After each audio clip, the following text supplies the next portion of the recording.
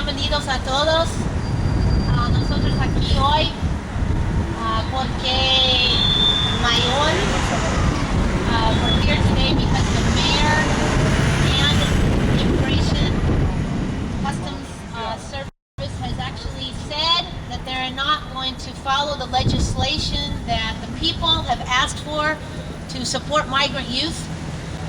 We're here as a group of multiracial mamas in an act of black-brown unity, an act of community involvement, and the main point as mamas at Prensa Pobre, Poor Magazine.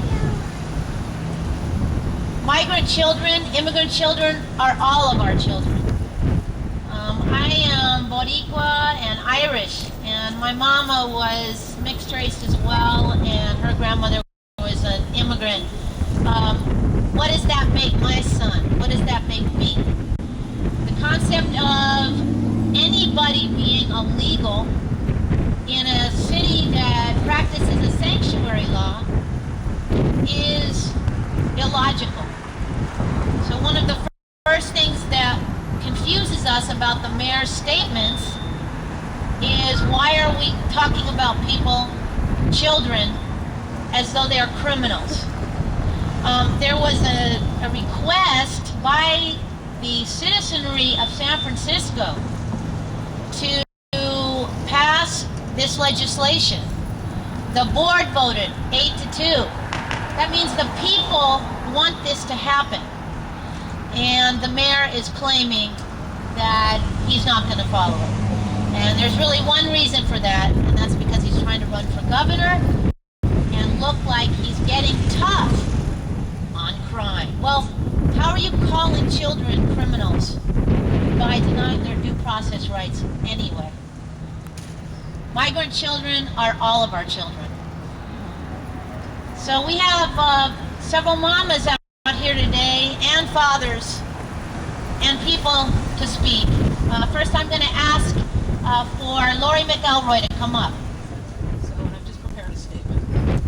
On October 20th, the 8-2 vote in favor of giving due process to immigrant youth on our city's terms before turning them over to the Immigration and Customs Police was disregarded by the mayor. I am not sure that I want as governor a man who disregards legislation approved by a duly appointed legislative body.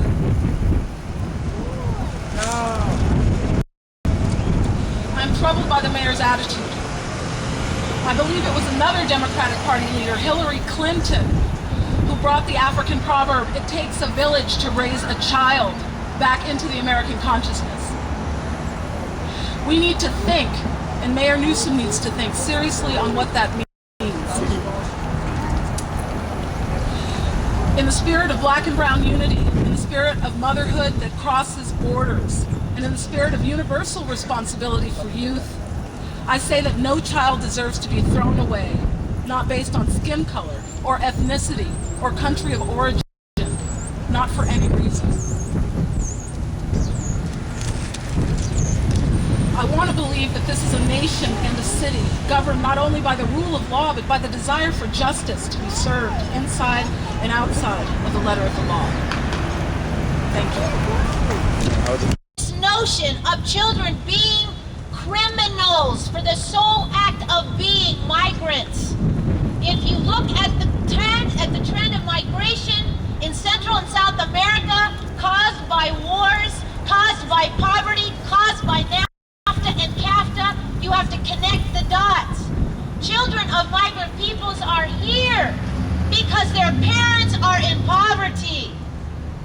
As indigenous people at Poor Magazine, we reject the notion of immigration and borders itself. We do not believe and will not accept these notions of criminalizing gente pobre, poor people, for the sole act of migrating across Tierra Madre, Pachamama, our Mother Earth. So I'm asking next for another mama to come up. Again, we're talking about multiracial unity and looking at the connection between migrant children being all of our children. Welfare Queen, staff writer at Poor Magazine, Queen Nande. Nande. Woo! morning. How y'all doing? I'm Queen Nandi. That's QUEENNANDI. And I am a staff writer with Poor Magazine. I am a poet with Poor Magazine, motivational speaker, and I'm also a mother. Like Tiny said before, all the children of the world are all our children's.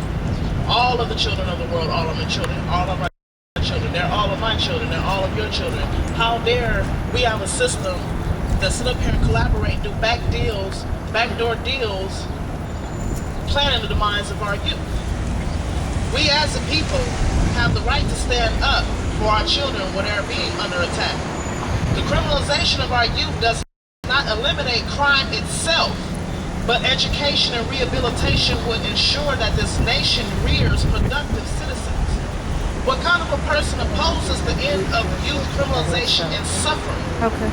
Even the court system abuse our children.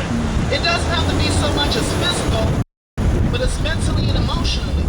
And who is there for the children when they are watching in horror as their parents are being hauled off to jail, or when they're being hauled off to jail because they're so-called immigrants that are already labeled criminals? Who are there to defend them against the naysayers that predict their doom before the child even has a chance to blossom? The separation and incarceration of minority families is indeed a crime. That's a crime itself. So how is it that the criminals can decide who is a criminal or not? How is it that the high office criminals can commit child abuse in all forms towards our children? This is the worldwide problem here. This is a thing that needs to have global attention, because not only is it happening here in America, but it's happening all over the world. Our children are being sold into slavery. Our children are being criminalized. Our children are being ripped from their homes. Our children are being emotionally and physically abused and misused. And it's up to all of us to stand up and take the stand to protect our children, because without them, there's not going to be no us. When we have a responsibility to look and protect our future, and that's by any means necessary. Thank you very much for your time. I'm Queen Ivy. Y soy reportera de Prensa Pobre. My name is Teresa and I'm a reporter at Poor News Network. Y la razón por la que estamos aquí es porque no estamos contentos con lo que nos ofrece de la ley santuario. Why we are here today is because we are not happy with what the sanctuary laws offers to us today. Estamos bien disgustados porque nuestros jóvenes y nuestros niños tienen derecho a que se les vea si su caso no es tan grave como ellos lo piensan. Nuestros niños y nuestros jóvenes tienen derecho a que vean sus casos, que no los arresten y luego los deporten.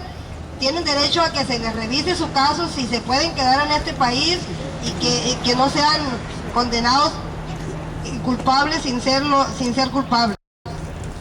Our children have a right to be able to have their own cases and trials, to not be judged simply by living here. They have a right of trial. Yo como madre de familia tengo niños y tengo adolescentes. Yo estoy muy en contra de lo que este gobierno está haciendo, que nuestros niños ni siquiera conocen otros países y ya los están mandando para allá. I am very against what the government is trying to do to my children. I have kids, I have two, and I am against them trying to send them back to a nation they don't even recognize anymore because they were not born there. Yo pienso que la reforma que está queriendo poner David Campos está muy bien, porque nuestros niños es el futuro de este país y tienen derecho a que se les haga justicia. I am very happy with the proposal that David Campos is bringing about, because this provides justice for our kids and our future, and it provides a sanctuary for them.